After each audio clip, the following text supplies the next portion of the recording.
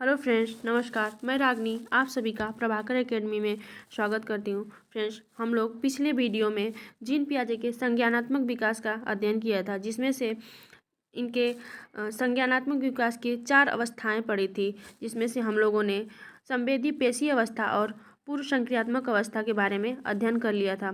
तो चलिए आज हम लोग मूर्त संक्रियात्मक अवस्था यानी कि कंक्रीट ऑपरेशन स्टेज, जो कि 7 वर्ष से 11 वर्ष तक चलता है, उसके बारे में हम लोग अध्ययन करते हैं। तो चलिए फ्रेंड्स, स्टार्ट करते हैं।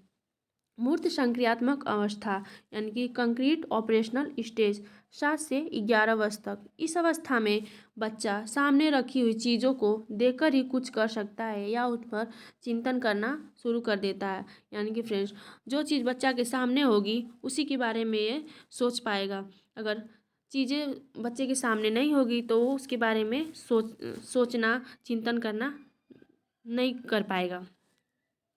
इस अवस्था में अपलटावी, जीववाद, मुद्रा, भार, कंसेप्ट का गुण आ जाता है। क्या हम लोगों ने पिछले वीडियो में जो पढ़ा था पूर्व संक्रियात्मक अवस्था, उसमें जो बच्चा अपलटावी क्रियाएं नहीं कर पाता था, उसके अंदर जीववाद नहीं आया था, मुद्रा, भार आदि का कंसेप्ट नहीं आया था।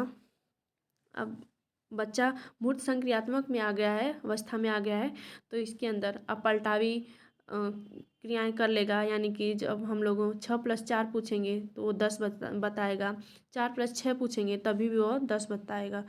जीववाद यानी कि किसके अंदर जीवन है, किसके अंदर नहीं है, ये सब का कंसेप्ट उसके अंदर आ जाएगा। अगला इसमें है आगनात्मक तर्कड़ा यानी कि इंडक्टिव रीजनिंग, भी इसी अवस्था में आता है। क्या मूर्त संक्रियात्मक अवस्था में ही फ्रेंड्स बच्चे के अंदर आगनात्मक तर्कड़ा आती है।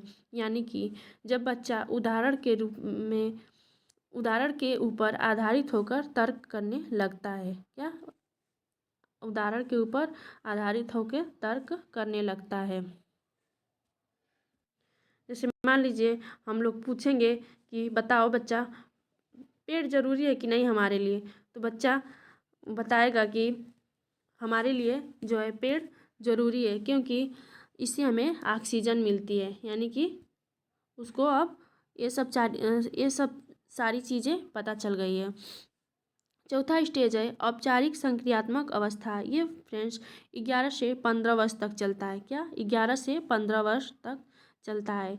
इसको फॉर्मल ऑपरेशनल स्टेज भी कहते हैं। क्या फॉर्मल ऑपरेशनल स्टेज भी कहते हैं।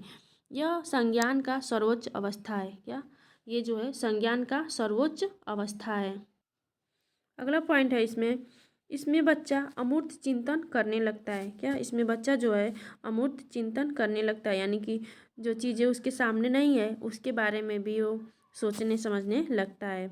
निगनात्मक तर्कड़ा इसमें बच्चे के अंदर आ जाता है। यानी कि बच्चा नियमों के ऊपर तर्क करने लगता है। जैसे मैथ के क्वेश्चन को भी वो माइंड में ही हल कर लेता है, क्योंकि उसको अब नियम पता चल गया है।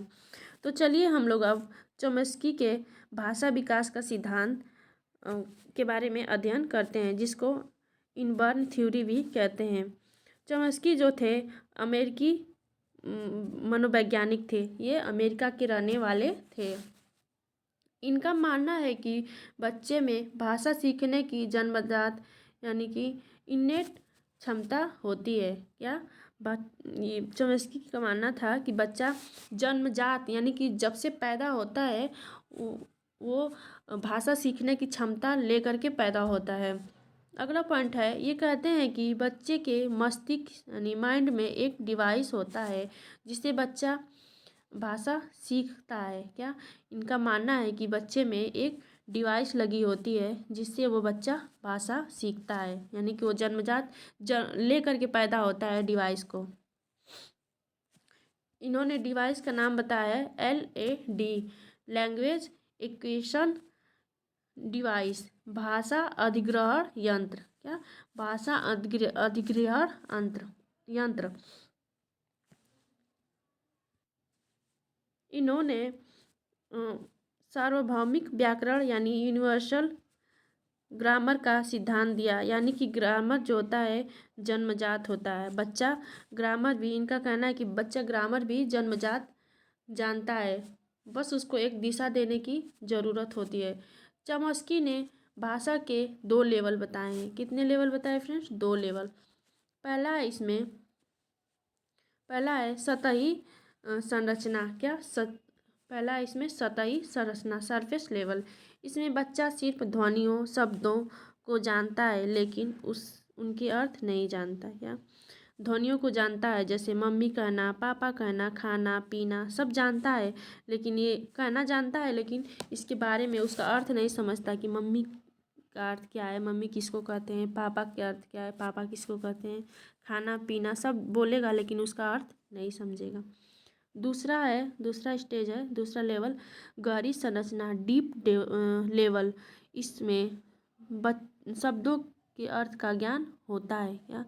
बच्चा जो भी शब्द कहेगा उसके बारे में वो जानता है कि मम्मी कह रहा हूँ तो मम्मी कौन है, पापा कह रहा हूँ तो पापा कौन है, खाना है तो खाना है, पीना है तो पीना है, यानी कि जो शब्द बोलेगा उसका अर्थ भी वो समझता रहेगा। तो फ्रेंड्स, आज के लिए बस इतना ही। हम लोग कल के वीडियो में लॉरेंस कोहलबर्ग का नैतिकता का सिद्धांत के बारे में डिस्कस करेंगे। तो फ्रेंड्स, आज के लिए बस इतना ही। Thank you friends.